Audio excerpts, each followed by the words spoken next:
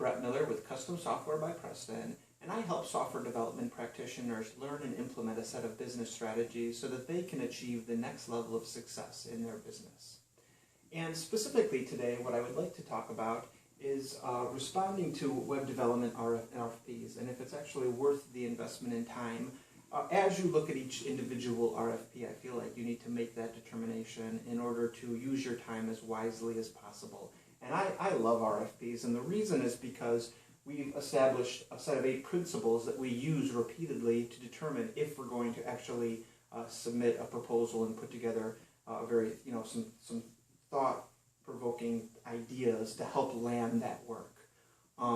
So I strongly encourage you to consider these and to implement them in your own business, and certainly let us know how it goes. But I'm imagining that you have an RFP that you're considering, or maybe a few, and you're kind of at that undecided point where there's potential value if you land it, but it would also be a huge investment in time and a lot of effort, and if you don't land it, there would be some frustration, and you're just really not sure, you're kind of on the border.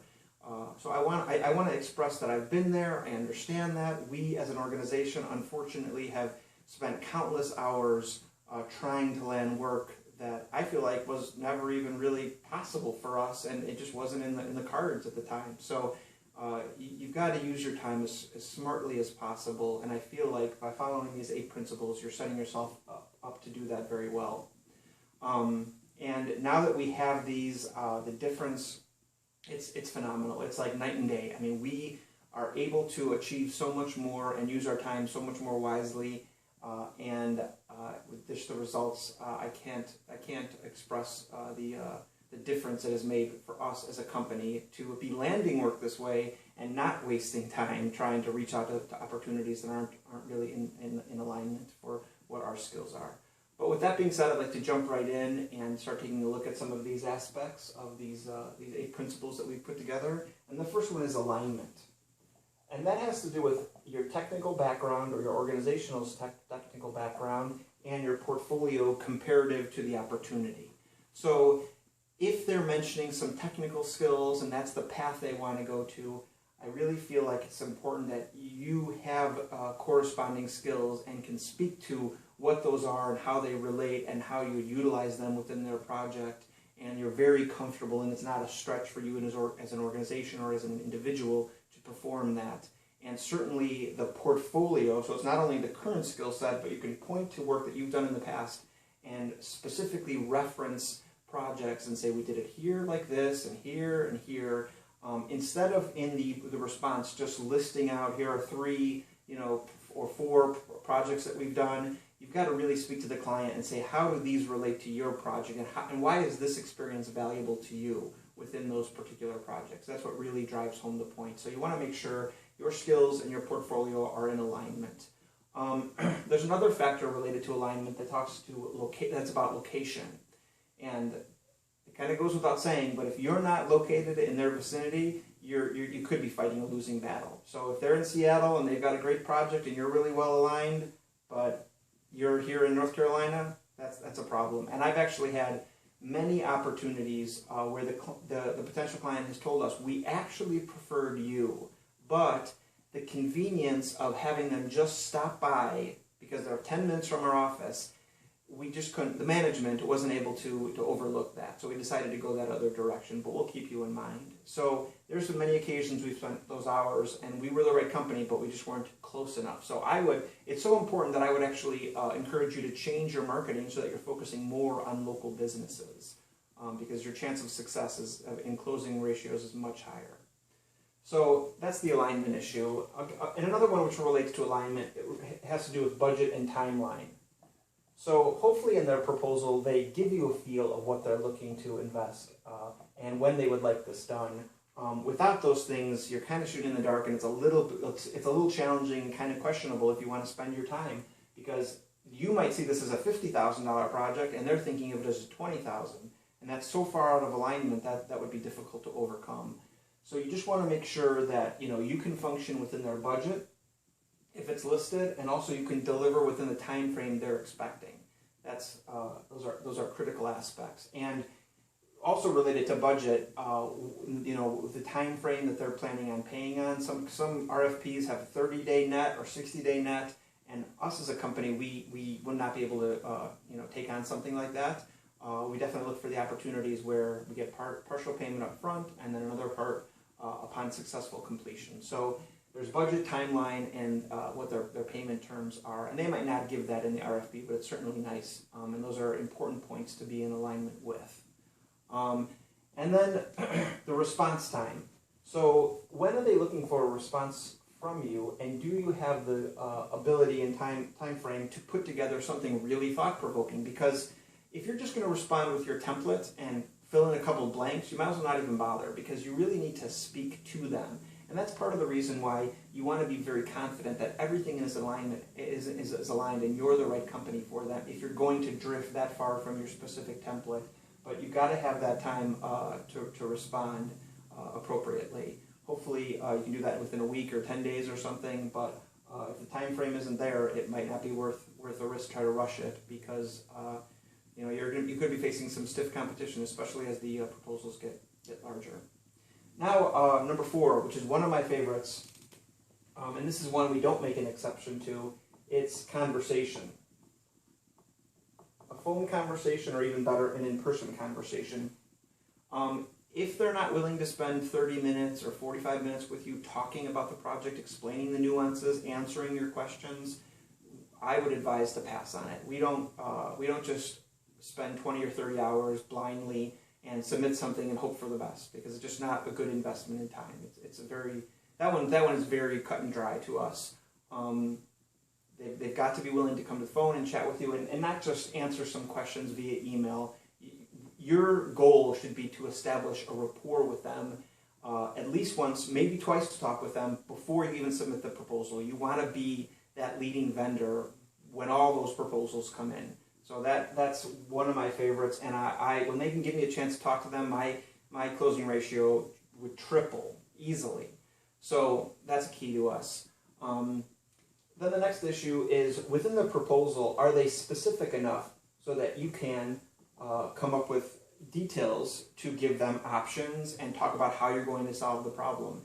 And what I mean by that is, if their requirements are so gray that there's so many different directions to go that you're not able to respond with the details that they're looking for, that kind of puts you in an awkward position, and that sets up the whole relationship in an odd way.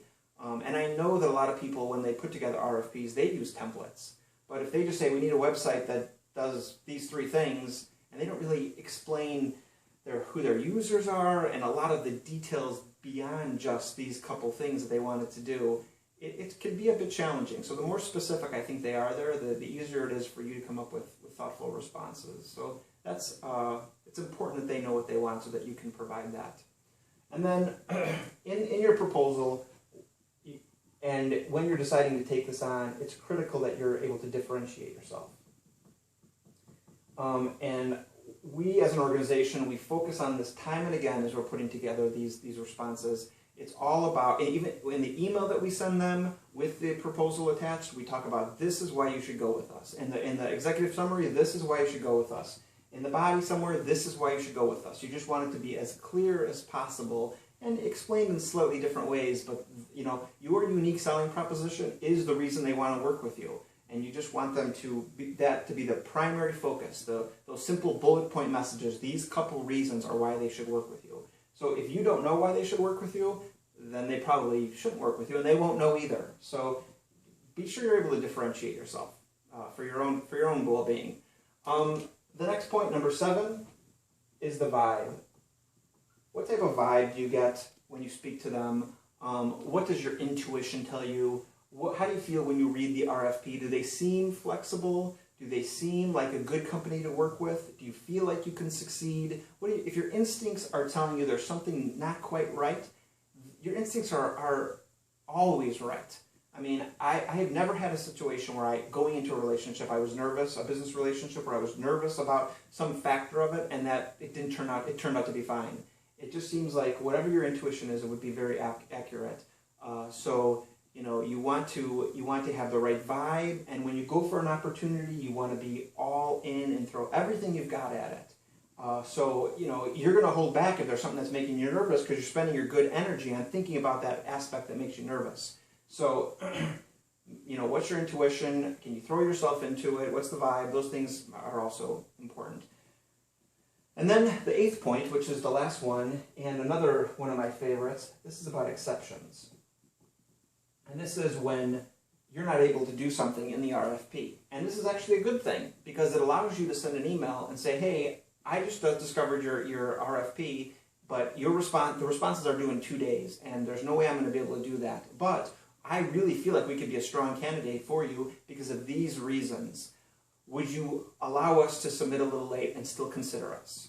So if they're willing to extend that to you, they've made an exception, and they're kind of giving you an inroads to speak with them, to establish a rapport, and there's some reason why they're considering you, and you could find out. So now that you've allowed us to submit late, can I understand, did you not get enough proposals, or what is the situation we're looking at currently? And they might give you some more intuition that can help you to write the right proposal, to address all these other points, to really put your best foot forward and wow them and land that work.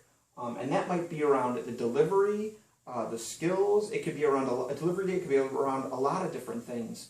And it's always about just say, hey, I respect that you want this done in Joomla, but there is WordPress that could offer these advantages and this, and this. Would you consider that aspect? So, that's if you can get them to make an exception or to see your point or to create, an idea that they hadn't thought of, that is so powerful in helping to land the work. And that is one of the differentiating features. And certainly it ties back to the conversation where if you're going to suggest this technology, if you're going to say you should do your e-commerce via WooCommerce and they don't like it, they've heard bad things about it, you could be shooting yourself in the foot. So during that conversation, it's a good time to kind of float ideas out there and see what's happening. And if something isn't in alignment, see if they're willing to make an exception or if you're willing to adjust your approach to meet their needs. So these are the 8 points that we use, and I cannot tell you the difference that they've made. I mean, we are so much more of a successful organization because we have these and we follow these very closely every single time. And that's how that's how you get to that next level of success. You just make a commitment that RFPs are going to go through this list and we're going to make a decision if it's in our best interest, and we're willing to make a significant effort and time and really knock this one out of the park because it's the right one for us. And a lot of those factors, or all of those factors, need to be in alignment. Otherwise, I would strongly encourage you to pass and wait for the right one because your time is such a precious commodity, and you just want to make sure that you are working on projects that have the potential where you can land them as opposed to chasing your tail. So, like I said, I strongly advise this list. It's been a huge difference for us. Please let me know if you have any feedback. Again, Brett Miller with Custom Software by Preston. Let me know if you land some work following these principles. I'd love to hear some positive feedback. And good luck to you. And thank you very much for your time and listening and watching.